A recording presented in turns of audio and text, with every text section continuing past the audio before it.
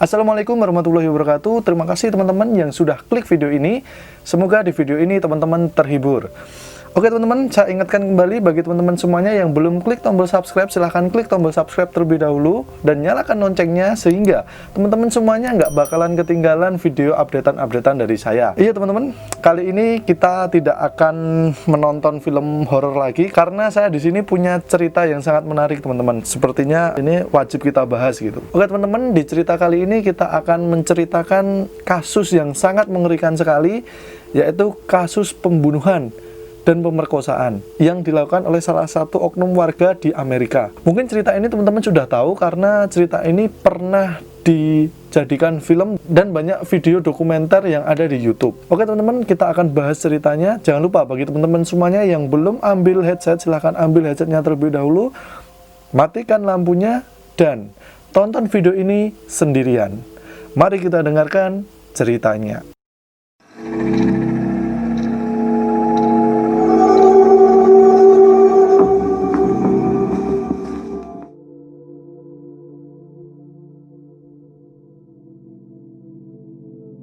Oke teman-teman, kasus ini didalangi oleh orang yang bernama Ted Bundy. Teman-teman, Ted Bundy ini sangat unik sekali karena dia dilahirkan oleh orang tua yang tidak mempunyai suami, alias ibunya ini hamil di luar nikah. Ted Bundy ini bernama asli Theodore Robert Cowell yang dia lahir di tanggal 24 November 1947. Oke, seperti yang saya bilang di awal tadi, Ted Bundy ini dilahirkan oleh orang tua yang kurang lengkap, alias tidak mempunyai ayah karena ibunya ini hamil di luar nikah dan ayahnya tidak mau bertanggung jawab atas kelahiran dari Ted Bundy ini. Selama Ted Bundy menjadi dewasa, Ted Bundy tidak tahu ibu kandung yang melahirkan dari Ted Bundy ini, Ted Bundy tidak tahu. Jadi selama hidupnya dia diasuh oleh kakek dan neneknya. Nah, untuk ibunya ini dia berpura-pura menjadi kakak dari Ted Bundy. Jadi seolah-olah dia ini kakaknya, bukan ibunya. Ibunya Ted Bundy ini bernama Louise Cowell. Kehidupan Ted Bundy ini berjalan dengan lancar gitu ya, senang seperti anak pada umumnya sampai dia menuju dewasa. Pas ibunya ini juga berkembang menjadi seorang yang dewasa gitu, menjadi tua, ibunya ini pengen nikah lagi sama seorang pria. Nah, disitulah Ted Bundy baru tahu nih kalau sebenarnya kakaknya selama ini itu adalah ibunya. Jadi Ted Bundy di situ sangat kecewa sekali dengan perilaku ibunya karena dia nggak mau mengakui Ted Bundy itu sebagai anaknya, malah seolah-olah dia menjadi kakaknya dari Ted Bundy itu. Pada tahun 1951 nikahlah nih ibunya Ted Bundy ini, si Louise Cowell, bersama seorang pria yang bernama Johnny Bundy. Alhamdulillahnya nih ya, si Johnny Bundy ini adalah orangnya baik banget, sehingga Johnny Bundy ini mengajak Ted Bundy ini berbaikan kepada keluarganya itu. Nah, namun nih Ted Bundy ini sudah terlanjur kecewa, sudah ibaratnya nasi sudah terlanjur menjadi bubur gitu kan. Ted Bundy sudah marah sekali dengan ibunya karena dia nggak mau mengakui Ted Bundy ini sebagai anaknya, tapi malah justru berperan menjadi kakaknya. Dan juga Ted Bundy ini tidak mau nih sama sekali ngobrol sama keluarganya, keluarga yang putri maupun keluarga yang putra, alias keluarganya si Louise dan keluarganya si Johnny ini. Dan Ted Bundy ini lebih suka mengurung dirinya di kamar, merenung gitu. Karena Ted Bundy ini sering mengurung diri di kamarnya, sehingga Ted Bundy ini menjadi pribadi yang acuh tak acuh, luweh-luweh gitu ya. Dia nggak mau tahu dengan orang di sekitarnya, apalagi saudaranya sendiri. Namun Ted Bundy ini dianugerahi muka yang ganteng dan kecerdasan, sehingga Ted Bundy ini semakin populer di kalangan teman-temannya. Setelah dia lulus dari sekolahnya, Ted Bundy ini meneruskan di Universitas Washington pada tahun 1967. Nah, disitulah mulai Ted Bundy mengalami sebuah traumatik ya, yang melatar belakangi kejahatan dari Ted Bundy ini. Wow, bam.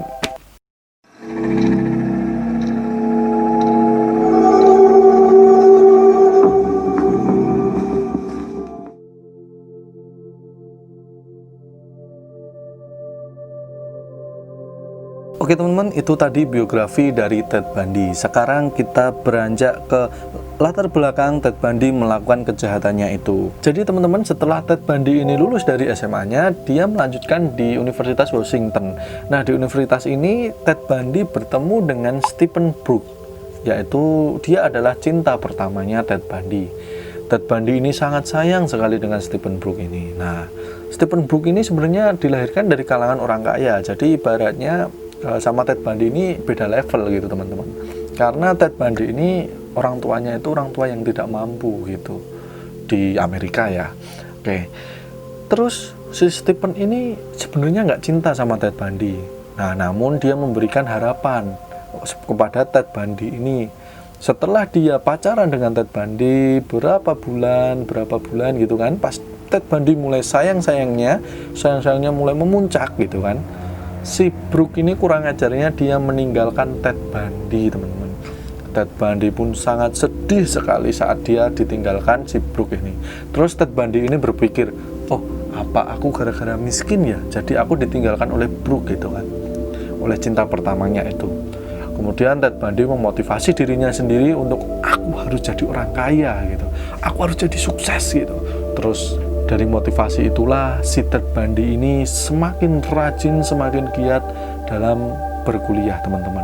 Dia mengejar cita-citanya untuk menjadi orang kaya itu. Kemudian benar teman-teman, Ted Bundy pun lulus dari universitasnya dan dia menjadi orang yang sangat sukses teman-teman. Dia terjun di dunia politik, menjadi juru kampanye yang handal di Amerika Serikat teman-teman. Karir Ted Bundy ini mulai memuncak teman-teman. Dia perlahan naik menjadilah dia orang kaya teman-teman. Kemudian dia bertemu sama satu wanita lagi yang bernama Meg Anders ya. Meg Anders ini adalah seorang janda teman-teman. Meg Anders ini adalah seorang janda yang mempunyai putri satu teman-teman. Si Ted ini dia pacaran sama si Meg Anders ini selama 5 tahun. Tiba-tiba si Stephen Brook ini datang kembali teman-teman di kehidupan Ted Bundy. Dan si Stephen Brook ini dan Ted Bundy menjalin hubungan lagi tanpa sepengetahuan Meg Anders teman-teman. Jadi ya ibaratnya dia diem-diem gitu kan. Nah, dia pacaran sama si Stephen Brook ini, pacaran sampai pada titiknya Stephen Brook ini suka sama si Ted Bundy. Ted Bundy ini kurang ajar lagi nih, dia menghilang dari kehidupan Stephen. Tidak bilang putus ya, tau-tau ngilang gitu, dan dia nggak pernah kembali si Ted Bundy ini. Nah, kemudian Stephen kecewa nih, Stephen Brook ini sangat kecewa banget ya gitu ya. Namun di sisi lain Ted Bundy ini sangat bangga sekali karena dia sudah bisa membalaskan dendam sakit hatinya berapa tahun yang lalu gitu kepada Stephen Brook yang dia meninggalkan Ted Bundy ini tanpa sebab teman-teman. Wow. Oke teman-teman, jadi kalau teman-teman punya pasangan nih, jangan ditinggalin pas lagi sayang-sayangnya. Hati-hati, awas ada pembalasan gitu ya, ada karma di situ. Oke teman-teman, jadi dari kekecewaannya si Ted Bundy ini yang ditinggalkan oleh Stephen Brook, dia ini menjadi orang yang suka balas dendam teman-teman. Tadi si Ted Bundy berhasil membalaskan dendam rasa kecewanya kepada si Stephen Brook. Dan Ted Bundy ini merasa seneng, merasa happy, yes aku bisa membalaskan dendam gitu kan. Namun ternyata teman-teman tidak cukup di situ saja teman-teman. Si Ted Bundy ini kemudian mencari korban lain ya. Mencari korban lain yang mirip dengan Stephen Brook. Dan dia melakukan, nah ini beda, bukan ditinggalkan pas lagi sayang-sayangnya, tapi dia melakukan pembunuhan dan pemerkosaan. Dan ternyata teman-teman Ted Bundy ini mengaku bahwa selain dari rasa balas dendamnya kepada si Stephen Brook ini, dia juga dilatar belakangi oleh video-video porno yang dia tonton. Jadi dia terinspirasi oleh video porno yang dia tonton teman-teman, karena dia ini suka menonton video porno yang pemerkosaan itu teman-teman. Jadi dia ibaratnya mewujudkan imajinasinya gitu teman-teman. Wow. Dan dia mencari korban yang mirip dengan si Stephen Brook itu. Oke teman-teman, saya menemukan sebuah video teman-teman sebelum Ted Bundy ini dihukum mati oleh polisi. Dia mengaku kalau sebenarnya latar belakang dari pembunuhan-pembunuhan yang dia lakukan itu tidak hanya didasari oleh kekecewaan kepada si Stephen Brook, karena dia ingin mewujudkan fantasinya biar seperti video porno yang dia tonton, teman-teman. Coba ini lihat interview dari Ted Bundy ketika dia sebelum dieksekusi. Ini videonya. My experience with, let's say, pornography generally, but with pornography that deals on a violent level with the sexuality, is that once you become addicted to it, and I look at this as a kind of addiction, like an addiction, you keep craving something which is harder, something. Nah, seperti itu teman-teman video dari interview dari Ted Bundy. Ya memang benar ya yang dia katakan ya. Jadi ketika saya mencari sebuah berita tentang pembunuhan berantai terhadap wanita, itu biasanya pembunuhnya itu dia suka menonton video porno, teman-teman. Yang video porno serial yang pemerkosaan gitu, teman-teman. Nah, sekarang kita membahas bagaimana sih cara Ted Bundy ini untuk menggait korbannya ini. Karena teman-teman ternyata korbannya itu lebih dari puluhan, teman-teman. Bahkan sampai ratusan katanya. Wow, kok banyak ya wanita yang ketipu oleh Ted Bundy ya? Mungkin karena dia ganteng itu. Oke, kita lihat modusnya ya teman-teman ya. Oke, modus dari Ted Bundy ini biasanya dia itu berpura-pura sakit, teman-teman. Jadi dia seolah-olah itu sakit patah tangan gitu, patah tulang gitu di tangannya, dan dia itu sengaja menghamburkan buku-bukunya di dekat mobilnya gitu, teman-teman. Nah, ketika ada cewek lewat dia bilang, "Mbak, tolong," gitu kan. "Tolong bereskan buku saya, masukkan ke mobil saya." Nah, setelah wanita itu mengangkat ke dalam mobilnya Ted Bundy, dipukullah pakai linggis oleh Ted Bundy itu, teman-teman. Nah, pingsan lah kan itu wanita. Kemudian dia masukkan ke mobilnya, dia borgol wanitanya. Dibawalah ke tempat sunyi gitu ya, ke tempat jauh itu, dan dia gituin sama si wanita itu. Wow. Oke, mungkin teman-teman bertanya, loh kok segampang itu sih dia menggait korbannya gitu kan? Ya, Ted Bundy ini orangnya ganteng, teman-teman. Dan itu nggak kelihatan kalau dia orang jahat gitu. Dan ini orangnya sangat baik. Maksudnya sangat baik itu dari mukanya itu kelihatan dia orangnya polos gitu. Terus cara dia berbahasa itu dia santun, sopan gitu. Kalaupun kita ketemu sama dia nih sekarang, mungkin kita nggak tahu kalau dia ini orang jahat gitu, teman-teman. Ya seperti itulah, teman-teman. Jadi mungkin banyak cewek tertipu oleh ketampanannya dan kesopanannya itu. Itu adalah salah satu modus dari Ted Bundy, teman-teman. Dia juga sebenarnya banyak sih modusnya, teman-teman. Jadi ada yang kadang itu ada orang lewat, terus cewek nih lewat, terus dia baru bawa mobil gitu kan, terus dia tawarin, "Bonceng yuk," gitu, "tak anter yuk, kita searah," gitu. Terus dia dimasukkan ke mobil, dia borgol tangannya gitu. Ya hampir-hampir mirip seperti itu, teman-teman. Oke, kali ini kita akan masuk juga ke korban-korban dari Ted Bundy ini ya, teman-teman ya. Oke teman-teman, karena korban dari Ted Bundy ini sangat banyak, jadi saya nggak akan ceritakan semuanya. Saya mungkin hanya menceritakan 5 korban dari Ted Bundy saja. Oke, tidak sabar teman-teman, yuk kita dengarkan cerita korban dari Ted Bundy.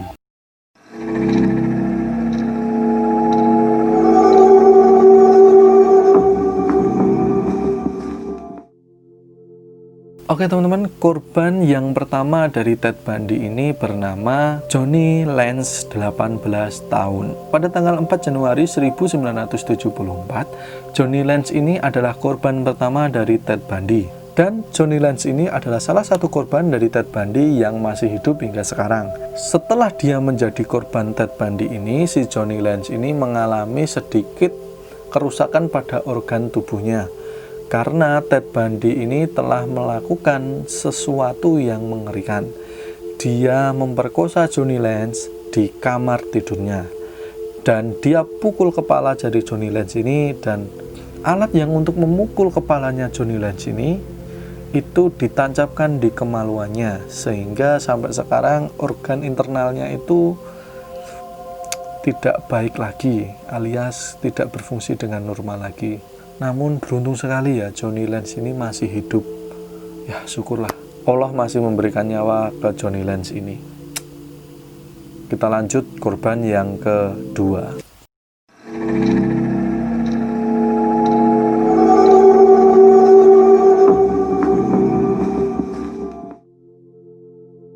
Oke teman-teman, korban kedua dari Ted Bundy ini bernama Linda Ann Haley. Dia waktu itu berumur 21 tahun. Pada tanggal 31 Januari, si Linda ini pulang dari pekerjaannya dan dia sempat menuliskan sebuah surat kepada temennya ini. Nah, Linda ini mempunyai kebiasaan nih untuk men-set alarmnya biar berbunyi setiap jam 5.30 pagi. Karena dia jam segitu persiapan untuk pergi kerja gitu teman-teman. Pada tanggal 31 Januari itu, Linda ini tidur lebih awal teman-teman. Nah, sebenarnya temannya ini sudah curiga di saat itu, kenapa kok Linda tidur lebih awal gitu kan. Nah, kemudian temennya itu merasa, oh mungkin Linda capek gitu kan. Terus temennya Linda ini tidurlah gitu kan. Temennya ini tidur juga.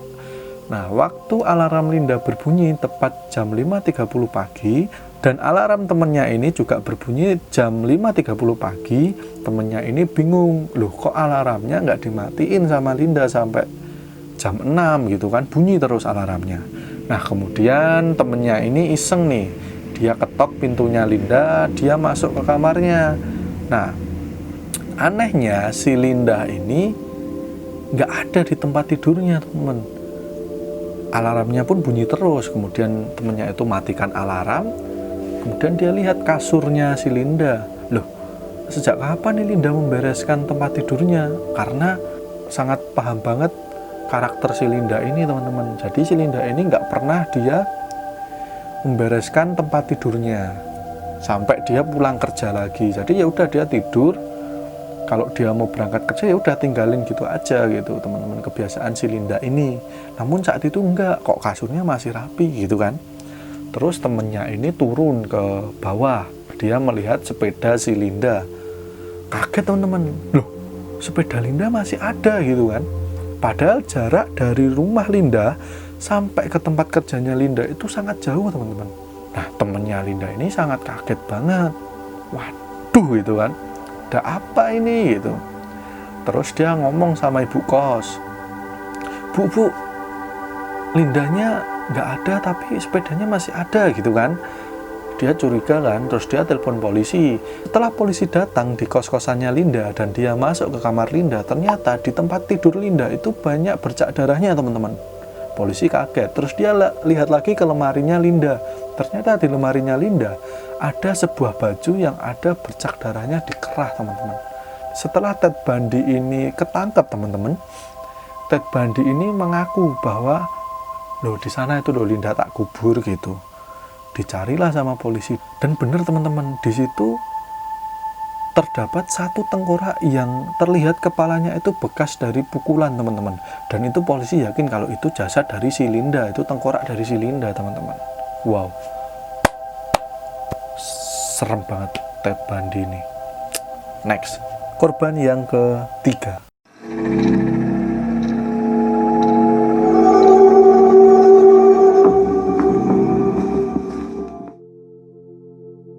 Oke teman-teman, korban yang ketiga dari Ted Bundy ini bernama Donna Gail Manson, berumur 19 tahun. Donna ini menjadi korban Ted Bundy pada tanggal 12 Maret 1974.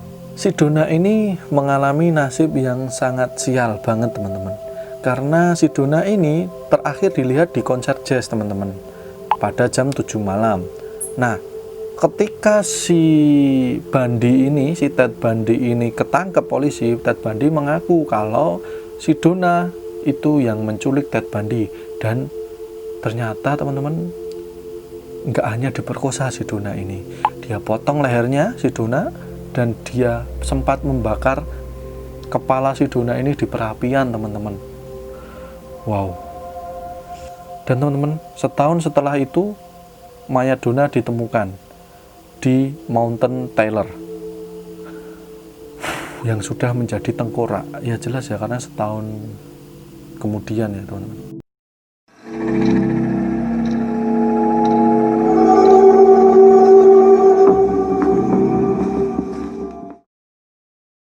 Korban yang keempat ini bernama Susan Eleni Rankert, berumur 18 tahun. Susan ini awalnya dia mau mencuci pakaiannya di laundry pada tanggal 17 April. Setelah dia mencuci bajunya di laundry, si Susan ini diajak meeting oleh temennya.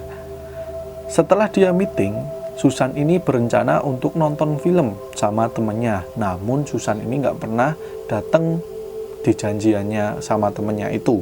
Dan Susan terakhir dilihat setelah dia rapat untuk pekerjaannya itu. Dan setelah Ted Bundy ketangkep nih kepolisian, Ted Bundy pun mengaku kalau Susan ini juga diculik oleh Ted Bundy. Dan nasib dari Susan ini sama dengan si Donna, teman-teman. Kepalanya itu dimutilasi, teman-teman, dan ditemukan terpisah di Mountain Taylor. Serem. Oke, teman-teman, korban yang ke-5.